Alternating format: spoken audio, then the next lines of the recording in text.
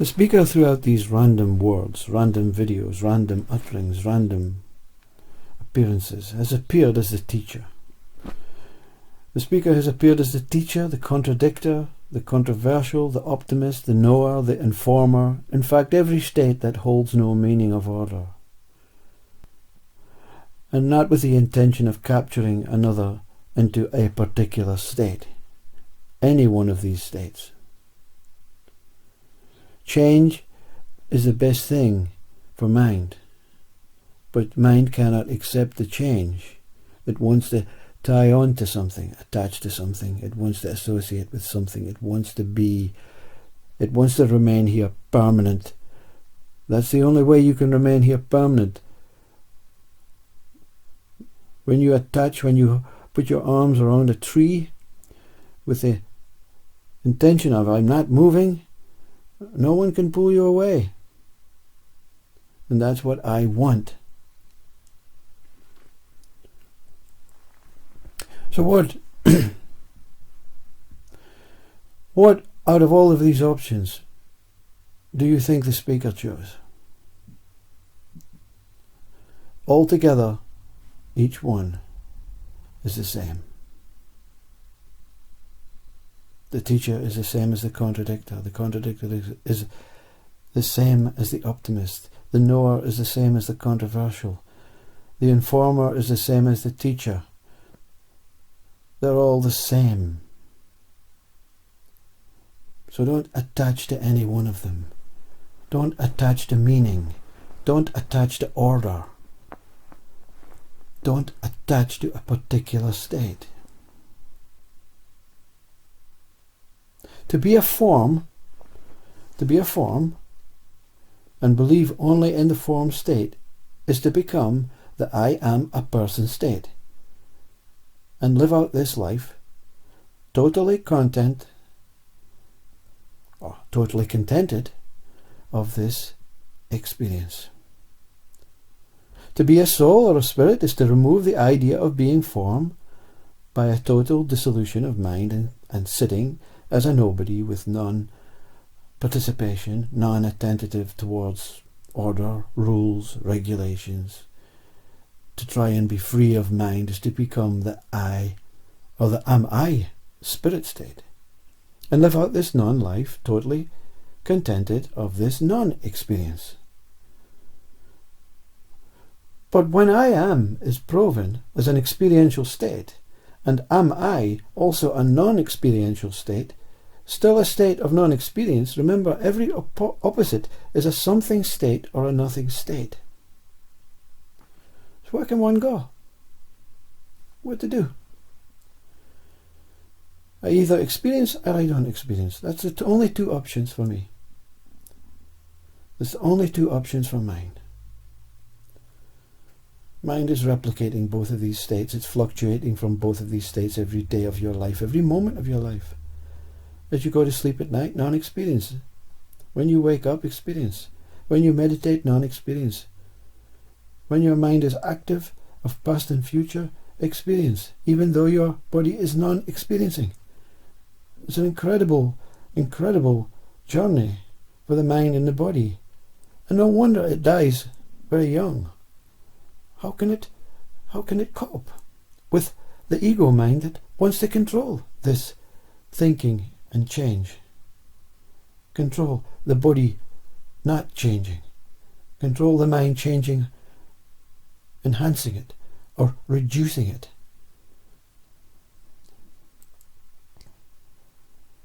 Even the Ramana Maharshi method of nati-nati is a type of controlling mechanism and not accepting anything. So is there really a way to be true to what is?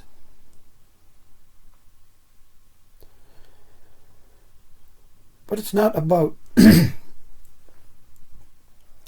it's not really about establishing truth and God and what is. This is the opportunity, and the only purpose here is to overcome suffering and all opposites for all to become one. A kind of non-dual entity where everything is seen equally as one. This is what they talk about world peace.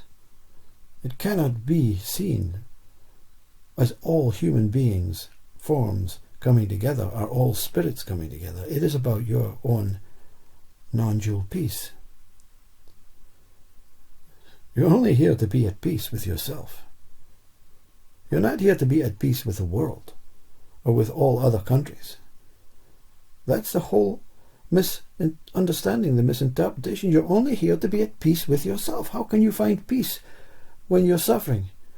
When you're trying to control these opposing states fluctuating? I feel good today. Oh no, I feel bad now. I feel good now. How can I retain this goodness? How can I find total happiness? How can I find that? Because it does not exist. Happiness is being here and peace. To try and enhance it, to try and remove it, to try and differentiate between happiness and sad is the biggest mistake from a mind that will have to live out this life suffering at some point. And believe you me, the speaker suffered.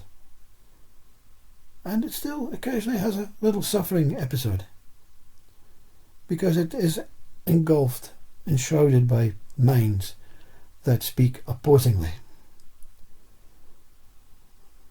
That's why many enlightened beings dive into the caves of the Himalayas or join some monastery or whatever. To live in a life full of ego as an enlightened being is an impossible task. But it's not about the task.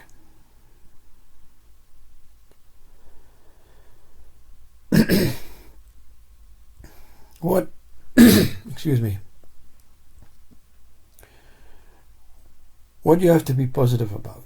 Let's take an opposing side. Let's be positive for a moment. Is that this body, whatever your body is capable through a guiding mind to realize what dwells within it, what dwells within the body and the mind, and fully experience this state, or stateless state, or nameless state, or just a nameless moment. What dwells within it and fully experiences itself as this pure consciousness that not only drives this body and its life, but drives the universe with the same power, with the same momentum, with the same drive, with the same joy. To experience beyondness, which is all-encompassing God, named one moment, which is what God created. So God is even before beyondness. It is beyond beyondness. But this beyondness, which is the creation of God as one moment, one has to surrender the whole idea of living as a body. This is done through the words of Christ, guided by His Spirit and taken to the other side. So it's not over. Once you go to the other side, that's just another journey. So continue to listen. So the Spirit guides that one surrenders as this body to the other side, which is revealed deep within the core of your being. The Hara, internal umbilical cord, takes another route, an internal route. And something feels its way down this cord to reveal the spirit and the soul of oneself. The great saint Francis of Assisi said, "When I knocked on the door, when the door opened, I was on the other side." Who is this I that's on the other side? Is it just another mirror reflection of the form you?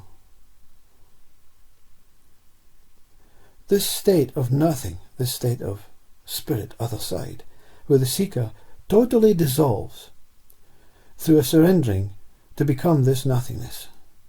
It's a beautiful and tranquil merging where the mind is quiet.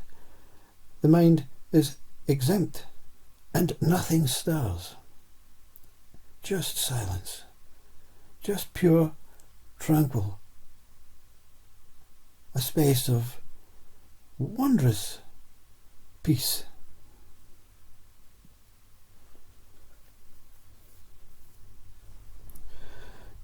Life as one. You used to know. It's like a rejigged of the mind, of the memory. Life as one used to know it. And one still participates effortlessly, and there's nothing matters, nothing is happening, nothing exists. This nothing state of nothing that I was and now appear to have dissolved into and become. So both sides have been fully experienced and overcome to the delight of the Holy Spirit, who departs at this stage. But its final duty before it goes is to reward the being a meeting with that one moment. Because you have encountered both sides. Whatever you are, and you don't know because you're no longer the form, and you're no longer a thing or a soul or a spirit, a designated, specified, one singular thing, like the start, the teacher. You're not the teacher, you're not the contradictor, you're not the controversial, you're not the optimist, you're not the knower, you're not the informer. And in your saintly reappearance, you're not the soul, you're not the spirit, you're not the body, you're not the person, you're not the mind. Only the consciousness remains. That is all you know. Consciousness is all that exists. And I am that. Whatever I am is that. So you're free to meet with this one moment, because you're not going to be frightened. There's no one to run away. There's no one to make anything of it. It's a pure, innocent meeting. You become that total child. So you're not even aware of what this one moment will appear as. You're not even aware that this one moment will appear. You're just lying in dormant. You're hibernating. You're in that beautiful state of Buddha.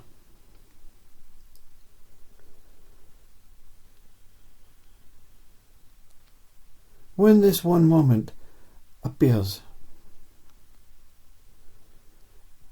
you have there's an experience, an almighty experience where the tongue is permanently glued to the top of the mouth, unable to speak, unable to think, unable to move, unable to touch, unable to run, unable to speak, unable to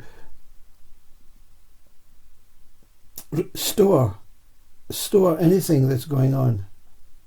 Because the mind, of course, is gone. There's only that you-ness, that pureness, that consciousness that is witnessing this one moment, which is the core of consciousness itself. The core of God consciousness, created by God for you to experience when you become a reflection of God, neither form, nor spirit, nor soul. When you've handed in the P45 of being the teacher, the contradictor, the optimist, the knower, the informer, the controversial, that meaning of wanting order, that state of all states. Every state, take it back, God, I don't want it. I just want to meet you. And of course you can't meet God. You can only meet its consciousness. So you're unable to speak. All ears are plugged. Everything is unrecognizable. Your hands are infinitely tied and nailed to some sort of cross behind your back, on your side, wherever your hands appear to be dangling, untouchable. The lips are moulded into a permanent gasping, fixed and unable to shut. Gasp only thing that comes is indescribable.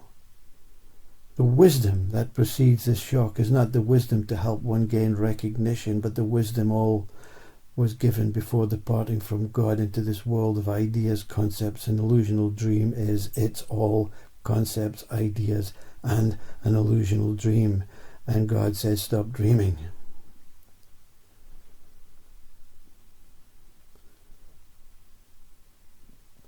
God appears as all, as a reflection of all. The soul, whatever it was before, is the same reflection as all. The spirit as all. Everything is one whole all. Always, in all ways. This wisdom is just a tool to simply help the mind when it is invited back in, a way of realizing myself as a reflection of all. Albeit still in a temporary body.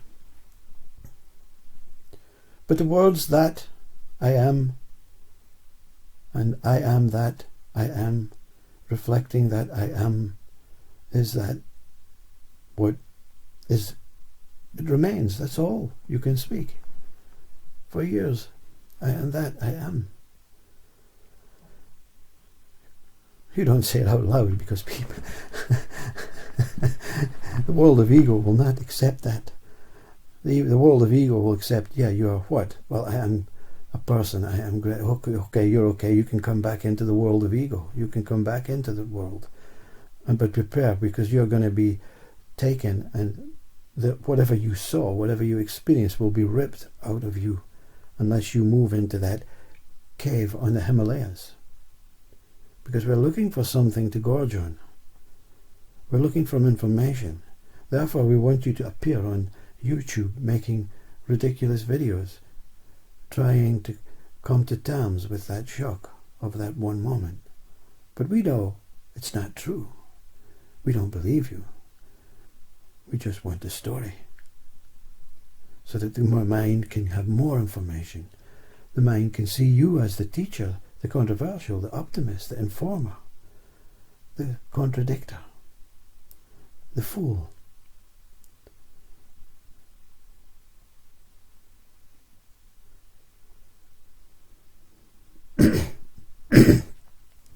So therefore, this fool has to simply admit that the wisdom is only for myself. The final journey of the stage that never took place, but is taking place. But this body will not see the end of it. The mind will not see the end of it, because the mind and the body are exempt from seeing any end or beginning. The final stage of the journey is just to allow everything to come, everything to change, everything to be balanced, everything to be, if the body is present, the body is present. If the body is suffering, the body is suffering. If the body is in any state, it's that what it's meant to be. If the mind is infuriating, depressing, stressful, anxious, overwhelmingly joyful, blissful, that's what it is appearing as. But the one within says it's appearing as the same thing. It matters not. Whatever quality of state that is appearing as, I am beyond that state. I am beyond I am as that was born from one moment to replicate one moment with a mind that can pull you out of the one moment in one word, in one moment. Another moment, this moment being time.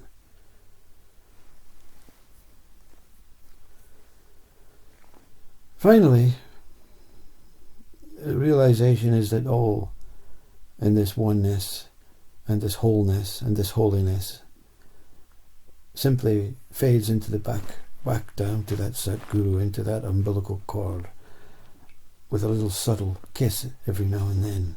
As Master Muji says, that kiss within never disappears.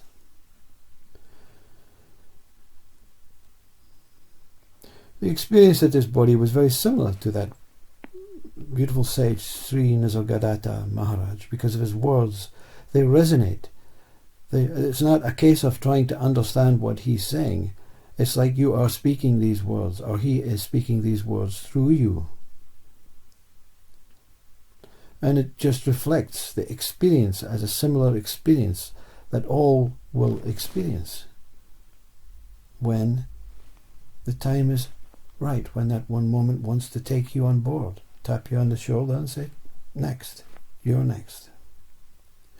So all that remains is a recollection of my old body person state that changes every moment, gets old, gets grey, goes to work, does its usual things, tries to stop speaking in that overly wise tongue, because ego does not understand wisdom. It only understands intelligence. It only understands that what it has been conditioned into knowing, into learning. But ego's okay. You know, I'm okay with ego because it's the same. It's going to change. It's going to come. It's going to go. Nothing is here to remain here as whatever the mind says it is. Everything is here as one still moment, appearing as if it's fluctuating, changing, recollecting, enhancing, improving. But there's nothing happening. But everything is happening, you see. You can't take one side anymore. That's the misfortune of enlightenment. You won't fit in to any one that takes a side. And a side means, I am a man. And you say, no, I am neither man nor woman. Well, you're going into the hospital. Because that's not true. And when you say, well, it is true. Because a man and woman are the same thing. Man and woman are life.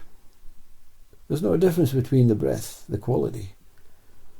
There's no difference between that, what holds man and woman together in this planet, in this earth, in this body, in this spirit, in this soul, in this journey, as the teacher, as the contradictor, as the optimist, blah, blah, blah, blah, blah, blah, blah. We all stem from the same thing, life. So there's no difference when you're speaking from the life tongue. The ego tongue is, yeah, I am a man. I have a penis. I am driven by seeing a woman. That's our ego mind. It's needful to continue with the birth of humanity. And God wants that. So ego was given for a reason, a beautiful reason to create birth. So this final summing up.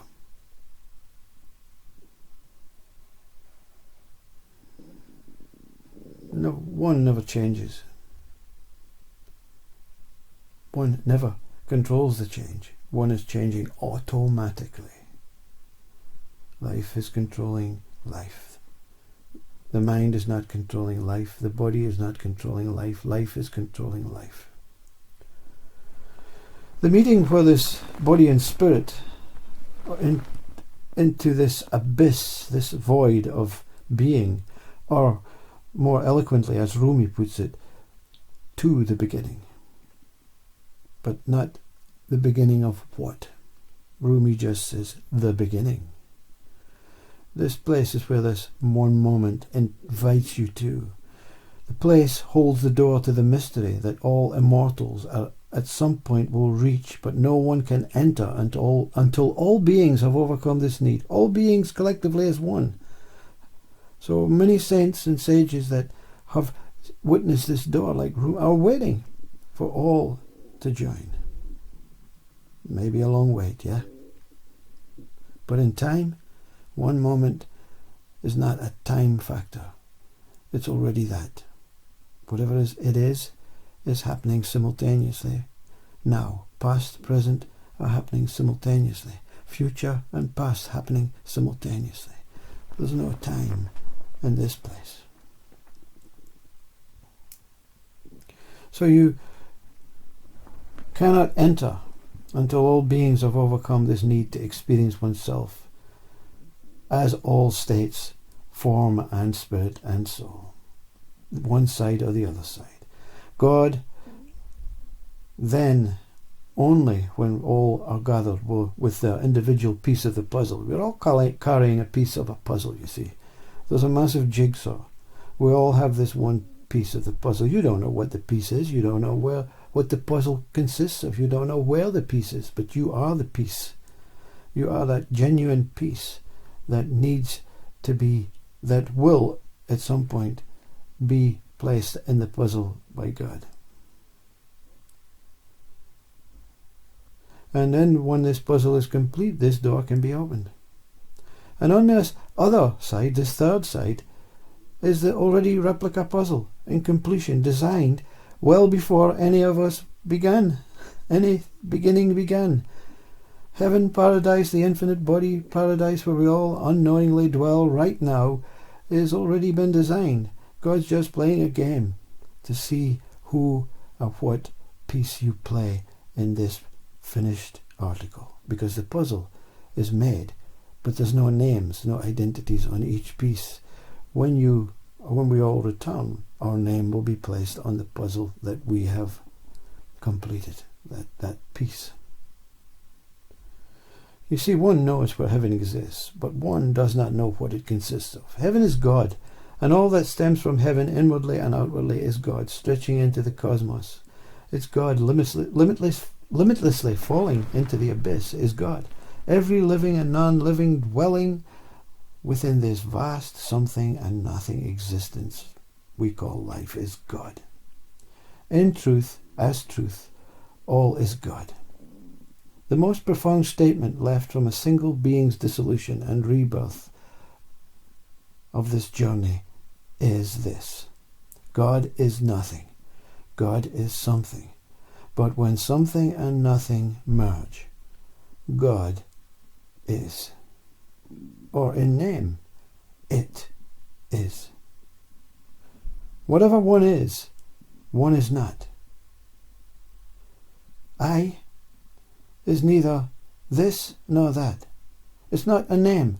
It's not an identity. It's just that cord. That stable, that axis, that is never broken. The spine of God is never broken, and we are that spine.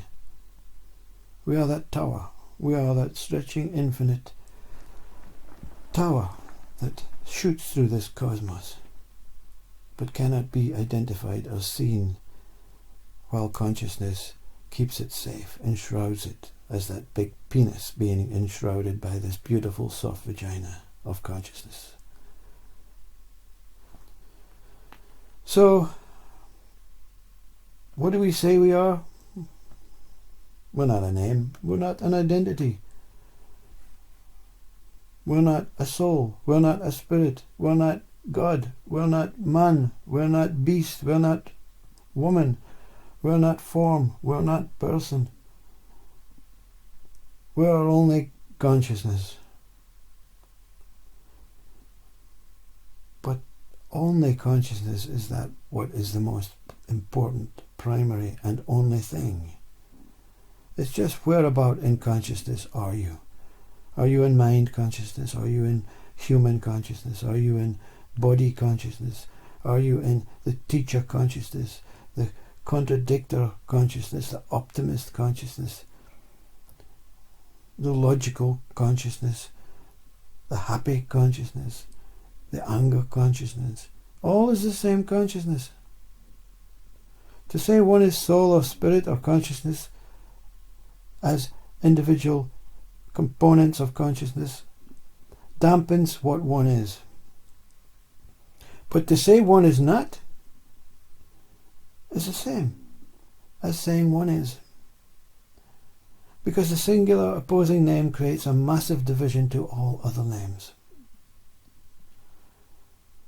The sour taste in the body when one says, I am this or I am that, is a close proximity to the moment, but it's the most foolish and suffering act. To be ignorant of what is taking place in this world To be ignorant of what is taking place in the mind, to be ignorant of what is taking place in the body, is to be wise to that what is beyond this mind and this body, and beyond ignorance. The best way is to find the unknown. And when you do, what can you speak about? Because there's nothing to speak about, because it's unknown. Nothing can describe it. And that's what it is. The unknown. The unknowable. Pure. Omnipotent, omnipresent. Holy. Full. Untouched, untarnished, tranquil. Unmoving, still. With beautiful feeling. That what is unknowable is revealed to you, and you become that unknowable, and everything is clear. But the only one that knows the unknown is you. Your relationship with the unknown is the most important thing to be here for. Everything else is a concept. Everything else is an illusion. Everything else is a dream. Is the unknown a concept, an illusion, a dream? Who can teach it? Who can contradict it? Who can optimize it? Who can enhance it? Who can deny it? Who can decrease it?